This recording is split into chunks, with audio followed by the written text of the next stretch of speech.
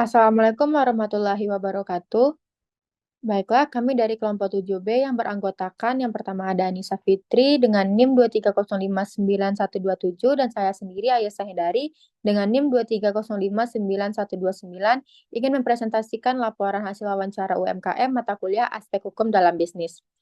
Baiklah, untuk wawancara yang pertama, UMKM Cafe Arutala yang akan dibacakan oleh Anissa Fitri. Kepada Anissa Fitri dipersilahkan. Baiklah, saya akan membacakan hasil observasi dari Cafe Arutala. Yang pertama, bentuk perusahaan. Cafe Arutala adalah UMKM yang didirikan pada tanggal 21 September 2024 di Kota Padang oleh individu. Cafe Arutala adalah bisnis perseorangan yang dimiliki, dikelola, dikendalikan sepenuhnya oleh satu orang.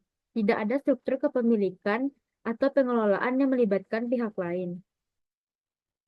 Sebagai UMKM, strukturnya memberikan fleksibilitas dan kemampuan untuk mengelola perusahaan. Cafe Urtala memiliki potensi untuk berkembang menjadi salah satu bisnis kuliner yang dapat bersaing di pasar lokal dengan sistem tata kelola yang baik. Cafe Arutala dikelola oleh konsultan bisnis atau manajer yaitu Panji Dalma yang bertanggung jawab penuh atas operasional dan pengambilan keputusan bisnis. Sebagai manajer, Panji Dalma memiliki pengalaman dan wawancara mendalam di bidang pengelolaan kafe. Cafe Arutala memiliki peluang besar untuk berkembang di industri kuliner berkat bentuk badan hukum yang kuat dan pengelolaan profesional di bawah manajemen Panji Dalma. Dengan tata kelola yang baik dan pemahaman yang mendalam tentang kebutuhan pasar, Cafe Arutala memiliki potensi untuk menjadi pemain unggulan di industri ini, baik di tingkat lokal maupun nasional. Yang kedua, ada daftar perusahaan.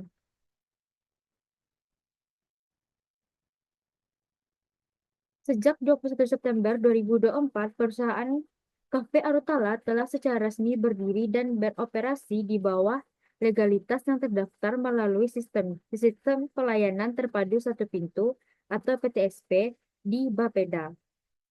Berdirinya Cafe Arutala sendiri sebagai entitas bisnis yang terdaftar menunjukkan perusahaan tersebut mematuhi aturan hukum dan mendukung pertumbuhan sektor UMKM di Indonesia.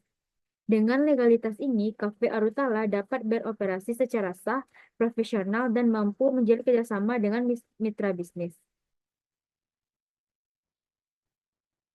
Yang ketiga, ada perjanjian atau kontrak. Cafe Arutala adalah perjanjian resmi atau kontrak antar dua pihak. Itu terdiri dari pihak pengelola yang dipimpin oleh Panji Dalma sebagai manajer utama dan pihak kedua yang merupakan mitra atau penyedia fasilitas tertentu. Hasil survei dan analisis awal yang dilakukan oleh badan pengurus membentuk perjanjian ini. Survei ini mencakup penilaian lokasi pasar dan model bisnis untuk memastikan bahwa Cafe Arutala memiliki dasar operasional yang kuat dan berkelanjutan. Untuk menjamin legalitas dan kekuatan hukum kontrak ini dibuat secara sah di hadapan notaris. Kontrak perjanjian berlangsung selama 2 tahun. Seperti yang ditetapkan dalam kontrak, perjanjian mencakup hak dan kewajiban masing-masing pihak, tanggung jawab operasional, pembagian keuntungan, dan prosedur penyelesaian perselisihan. Cafe Arutala memastikan bahwa perjanjian ini didasarkan pada data yang benar dan keputusan yang dapat diukur dengan melakukan survei awal oleh badan pengurus dan legalitas melalui notaris. Ini memberikan kepastian hukum dan kepercayaan antara kedua belah pihak untuk bekerja sama dengan baik selama periode kontrak. Yang keempat ada hubungan bisnis. Gerai Prabumi, sebuah toko aksesoris dan workshop kreatif, dan Cafe Arutala menjalin hubungan bisnis strategis. Tujuan kerjasama antara industri kreatif dan kuliner adalah untuk memberikan pengalaman pelanggan yang unik. Sebagian Sebagai bagian dari kerjasama ini, Gerai Prabumi menggunakan area khusus di Cafe Arutala untuk menampilkan barang-barang mereka dan menjualnya. Mereka juga bekerja sama untuk mengadakan workshop kreatif seperti kelas kerajinan tangan, pembuatan aksesoris, dan aktivitas seni lainnya yang menarik perhatian pengunjung kafe. Dalam hubungan ini, ada keuntungan yang didapatkan oleh kedua belah pihak, seperti Cafe Arutala memperoleh nilai tambahan sebagai daya tarik baru yang menarik lebih banyak pelanggan, dan Gerai Prabumi memperoleh platform untuk memperluas pasar dan menjual produknya kepada konsumen yang lebih luas. Kontrak resmi menetapkan kesepakatan kerja sama ini untuk jangka waktu tertentu. Kontrak ini menetapkan tanggung jawab masing-masing pihak, penggunaan ruang, dan pembagian pendapatan. Kolaborasi ini membuat Cafe Arutala tidak hanya menjadi tempat makan makanan, tetapi juga menjadi pusat kegiatan kreatif yang membantu pertumbuhan bisnis lokal dan meningkatkan pengalaman pelanggan. Yang kelima ada hak kekayaan intelektual. Cafe Arutala memiliki hak cipta untuk desain interior, menu, dan materi promosi seperti foto dan video. Dalam perlindungan ini memastikan bahwa karya kreatif yang dibuat tidak dapat digunakan atau ditiru tanpa izin, sama seperti produk atau khas resep dari Cafe Arutala sendiri. 6. Perizinan usaha. Melakukan perizinan pada Badan Perencanaan Pembangunan Daerah atau Bapeda dan memperoleh izin usaha dan operasional yang sah melalui pelayanan terpadu satu pintu atau PTSP, serta Arutala menerima persetujuan dari RT dan RW setempat. Yang ketujuh ada sengketa. Sejauh ini, Cafe Arutala tidak pernah mengalami sengketa bisnis, dikarenakan baru beroperasi lebih kurang 3 bulan ini, terhitung sejak 21 September 2024. 8 ada kepailitan. Pada masa sekarang, Cafe Arutala hanya mengalami kesulitan karena kondisi cuaca tidak menentu. Namun, owner Cafe Arutala sudah memiliki solusi dengan mengadakan promo, bundling paket makanan dan minuman, lalu mengadakan event seperti nonton bola atau kreativitas tangan lainnya. Nah, berikut analisis SWOT dari Cafe Arutala. Yang pertama ada strength atau kekuatan. Legalitas usaha yang lengkap. Cafe Arutala memiliki dasar operasional yang sah dan kredibel karena telah menerima semua perizinan melalui Bapeda, PTSP, kantor pajak, dan perizinan online. Yang kedua ada pengelolaan profesional. Cafe Arutala akan diawasi oleh Panji Dama, seorang konsultan bisnis berpengalaman yang memiliki pengetahuan mendalam tentang pengambilan keputusan strategis dan manajemen kafe. Berikutnya, kolaboratif inovatif. Cafe Arutala memiliki nilai tambahan yang membedakannya dari pesaingnya dengan bekerjasama dengan Gerai Prabumi untuk menyediakan aksesoris dan mengadakan workshop kreatif. Perlindungan yang berikutnya ada perlindungan hak kekayaan intelektual. Hak kekayaan intelektual seperti hak cipta, merek dagang, dan rahasia dagang telah didaftarkan untuk menjaga keunikan dan identitas bisnis. Yang kedua ada weakness atau kelemahan. Ketergantungan pada manajemen utama. Kesuksesan pengambilan keputusan strategis sangat bergantung pada kepemimpinan Panji Dama. Mitra usaha yang terbatas. Kerjasama dengan Gerai Prabumi sangat terbatas, jadi diperlukan mitra yang berbeda untuk menjangkau pasar yang lebih luas. Modal awal dan investasi. Cafe Arutala mungkin menghadapi tantangan dalam mengelola modal operasional dan investasi berkelanjutan untuk mendukung pertumbuhan karena merupakan usaha baru. Berikutnya ada opportunities atau peluang. Pertumbuhan industri kuliner. Pergeseran masyarakat ke kafe sebagai tempat untuk bersantai dan bekerja membuka peluang untuk masuk ke pasar yang lebih luas. Kolaborasi kreatif. Berkolaborasi dengan perusahaan kreatif seperti Gerai Prabumi memungkinkan Arutala menarik pelanggan baru yang tertarik pada pengalaman unik. Dukungan pemerintah. Cafe Arutala memiliki izin resmi dan kepatuhan hukum sehingga dapat memanfaatkan peluang kerjasama dengan lembaga atau program pemerintah. Digitalisasi pemasaran. Menggunakan media sosial dan platform online membantu meningkatkan jangkauan dan visibilitas merek Arutala. Terakhir ada threats atau ancaman. Persaingan ketat. Cafe Arutala harus terus berinovasi untuk tetap relevan karena industri kuliner memiliki banyak pesaing dengan konsep yang serupa. Perubahan preferensi konsumen. Agar tetap menarik bagi konsumen, Arutala harus cepat menyesuaikan diri dengan tren pasar yang dinamis. Ketergantungan pada kolaborasi. Kerjasama yang gagal dengan mitra seperti Gerai Prabumi dapat mengurangi daya tarik bisnis. Regulasi dan biaya operasional. Profitabilitas bisnis dapat dipengaruhi oleh peningkatan harga bahan baku, pajak, atau perubahan dalam undang-undang pemerintah. Nah, kesimpulan analisis SWOT dari Cafe Arutala. Cafe Arutala memiliki potensi besar untuk sukses di pasar kuliner dengan kekuatan pada legalitas, pengelolaan profesional, dan inovasi kolaboratif. Namun, dia harus mengelola kelemahannya seperti ketergantungan pada manajer utama dan diversifikasi mitra.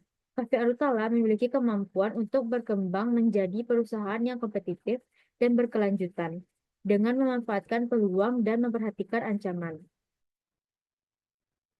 Saya kembalikan ke moderator. Baiklah, terima kasih saya ucapkan kepada Nisa Fitri. Selanjutnya untuk hasil observasi UMKM pada fotokopi Mandiri Jaya yang akan saya presentasikan. Fotokopi Mandiri Jaya merupakan sebuah usaha percetakan yang menyediakan perlengkapan alat tulis dan jasa. Didirikan oleh Hendri dan dikelola secara perseorangan. Fotokopi Mandiri Jaya ya, berlokasi di Jalan Sultan Syahrir nomor 222. Next.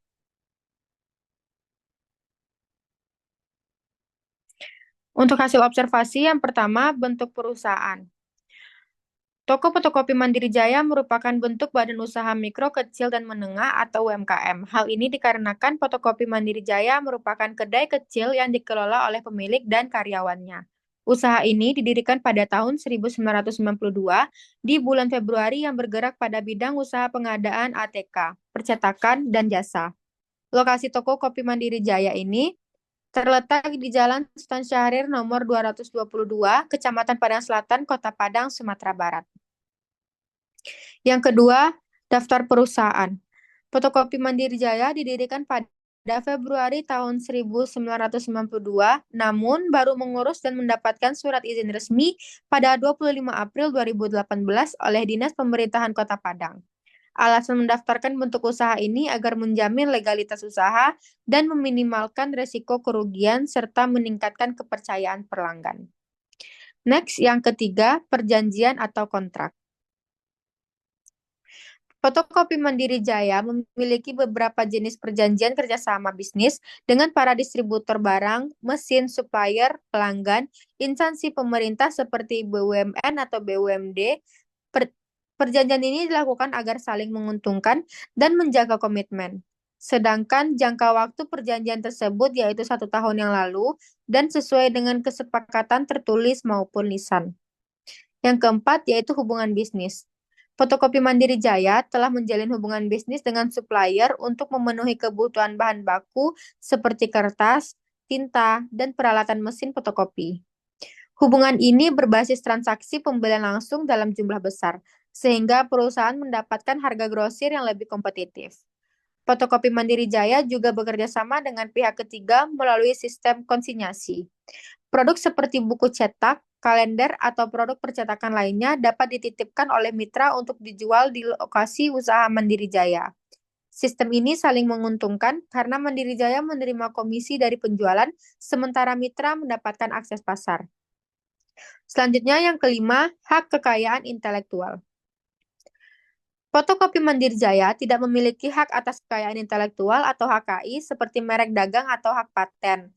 Hal ini dikarenakan produk yang dijual berupa perdagangan barang dan jasa. Yang keenam, yaitu perizinan. Fotokopi Mandiri Jaya telah melakukan perizinan yang sah pada 25 April 2018 pada pemerintah Kota Padang dan RT setempat. Saat ini, Fotokopi Mandiri Jaya hanya mendaftarkan jenis usaha saja, tidak dengan tempat dikarenakan tempat tersebut merupakan milik pribadi pemilik usaha tersebut. Yang ketujuh, ada sengketa. Walaupun fotokopi Mandiri Jaya sudah berdiri puluhan tahun, namun belum pernah terjadi atau menghadapi permasalahan sengketa bisnis yang signifikan. Seluruh hubungan bisnis yang dijalin dengan pemasok dan pelanggan berjalan lancar tanpa adanya perselisihan yang merugikan. Hal ini menunjukkan bahwa pemilik usaha mampu mengelola hubungan dengan pihak-pihak terkait secara baik dan menjaga komunikasi yang jelas dengan pemasok serta pelanggan untuk menghindari tensi massa. Yang kedelapan, perusahaan ini sudah berdiri puluhan tahun dan sedang mengalami penurunan usaha selama 8 tahun terakhir dikarenakan sudah banyaknya pesaing pembangun usaha yang sama. Penurunan paling dirasakan pada pandemi COVID-19 tahun 2020 yang mengakibatkan faktor ekonomi nasional lemah. Saat ini pemilik usaha tersebut masih melakukan pemulihan yang terjadi 8 tahun belakangan dengan melakukan efisiensi pengeluaran dan lebih aktif mengejar peluang pemasukan. Baiklah, selanjutnya yaitu analisis SWOT. SWOT.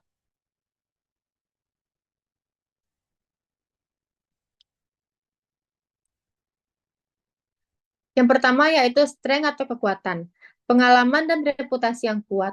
Fotokopi Mandiri Jaya yang didirikan sejak tahun 1992 memiliki lebih dari 30 tahun pengalaman dalam industri fotokopi, percetakan, dan pengadaan ATK, memberikan kepercayaan kepada pelanggan dan mitra.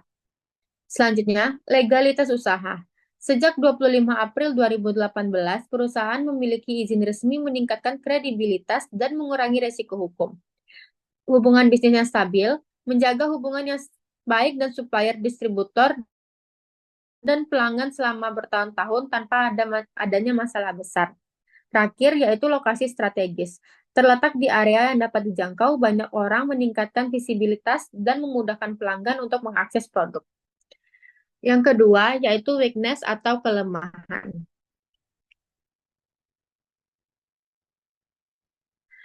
Penurunan kinerja usaha dalam beberapa tahun terakhir, terutama selama COVID-19, telah terjadi penurunan yang berdampak pada daya beli masyarakat dan jumlah pelanggan. Yang kedua, kurangnya hak kekayaan intelektual atau HKI. Tidak ada merek dagang atau paten, sehingga usaha tidak memiliki perlindungan identitas dan inovasi produk. Yang ketiga, kurangnya varietas produk. Bergantung pada layanan yang mungkin sudah tidak lagi diminati oleh pasar, terutama karena kemajuan teknologi dan digitalisasi yang mengurangi kebutuhan akan layanan fotokopi. Terakhir, yaitu ketergantungan pada pasokan barang. Bergantung pada transaksi pembelian bahan baku dalam jumlah besar yang mungkin rentan terhadap perubahan pasokan harga. Yang ketiga, ada opportunities atau peluang.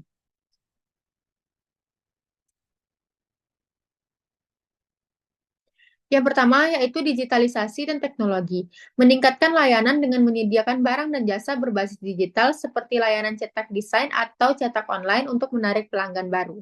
Yang kedua, kerjasama dengan pemerintah dan institusi pendidikan.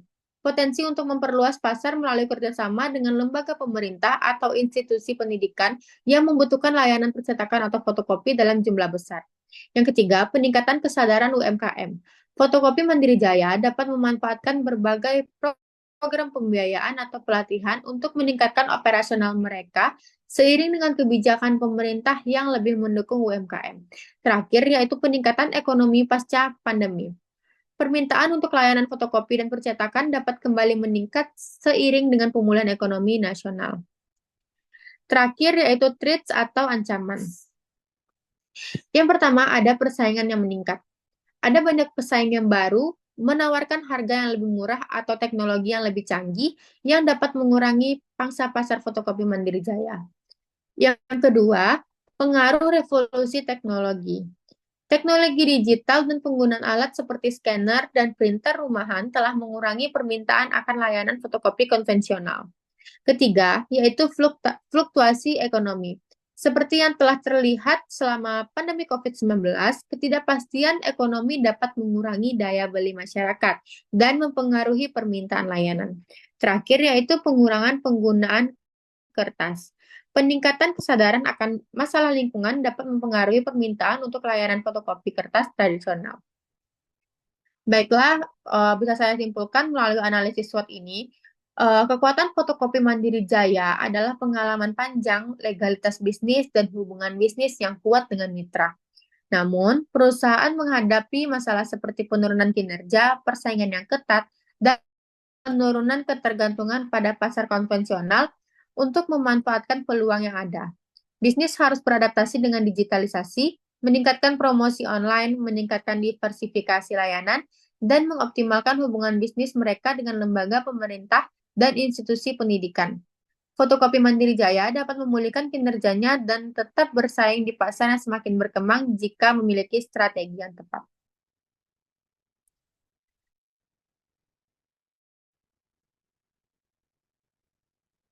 Baiklah, itu merupakan hasil observasi laporan UMKM Fotokopi Mandiri Jaya. Terima kasih saya ucapkan, mohon maaf atas apabila ada kesalahan dari kami berdua kelompok 7B. Saya akhiri, Assalamualaikum warahmatullahi wabarakatuh.